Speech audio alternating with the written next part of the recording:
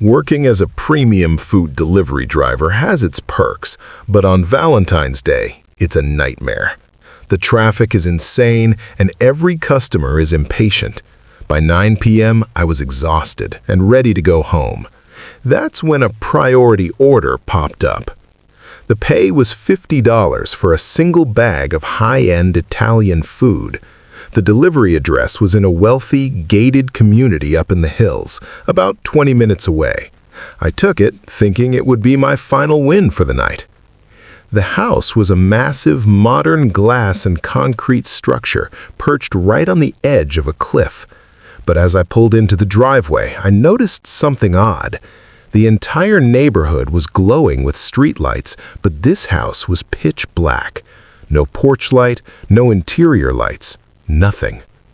I checked the app. The delivery note was specific. The gate is unlocked. Come to the side entrance. Do not knock. Just enter and place the food on the dining table. The payment is already tipped. Usually, I'd never enter someone's house, but in these rich neighborhoods, people have weird requests all the time.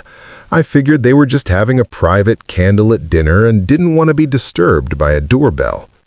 I pushed the heavy side door. It glided open without a sound. The air inside was thick with the scent of expensive perfume and something else, something metallic. As I walked into the dining area, I saw that the room was lit by dozens of flickering black candles. The table was set for two, crystal glasses, silver cutlery, and rose petals scattered everywhere. "Hello? Delivery?" I whispered, my voice trembling slightly. No one answered. I placed the thermal bag on the table, but as I did, I noticed the plates weren't empty. There was food already there, but it looked like it had been sitting out for days. It was covered in a thin layer of gray mold. My survival instinct finally kicked in. Get out now. I turned to leave, but the side door I came in through was now closed. I tried the handle. It was locked from the outside. I felt a surge of panic. I looked around for another exit, but the house was like a labyrinth of glass and shadows. That's when I heard it. A faint, wet thumping sound coming from the basement stairs. Thump, squelch, thump, squelch. I hid behind a large velvet curtain near the floor-to-ceiling windows. A woman walked into the dining room.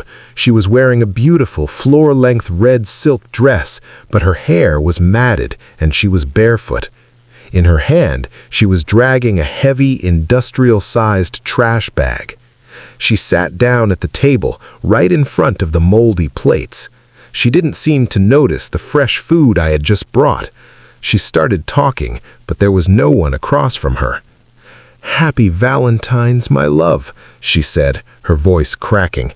"I told you I'd find a way for us to be together forever. They said I was crazy to keep you here, but look at us now." She reached into the trash bag and pulled something out. In the dim candlelight, I couldn't tell what it was at first. Then she placed it on the empty chair opposite her. It was a human head. It was pale, preserved in some kind of wax, with its eyes stitched shut. I nearly choked on my own breath. I had to get out, but I was trapped in a room with a woman who was clearly having a psychotic break with her dead husband. She picked up a fork and began to feed the head, whispering sweet nothings to it. Then she suddenly stopped. She sniffed the air. "Do you smell that, darling?" she whispered, looking directly toward the curtain where I was hiding. "That's not our dinner. That's someone else." She stood up, and I saw that she wasn't holding a dinner knife. She had a long, rusted bone saw. I didn't wait. I grabbed a heavy glass vase from a pedestal and smashed it against the reinforced glass window. It didn't break. I hit it again with everything I had. On the third hit, a crack spiderwebbed across the glass. The woman was screaming now, a high-pitched, animalistic sound, as she ran towards me with the saw raised high. I threw my entire body weight against the cracked glass. It shattered, and I tumbled out onto the gravel terrace, cutting my arms and face. I didn't feel the pain. I scrambled to my feet and ran for the gate, not looking back once. I drove straight to the police station. When they raided the house an hour later, it was completely empty. No candles, no moldy food, no woman. Even the glass I had shattered was gone, replaced with a brand new pane. The only thing they found was the delivery bag I had brought. It was sitting in the middle of the empty dining room floor. Inside the bag, the food I had delivered was gone. In its place was a small, handwritten Valentine's card.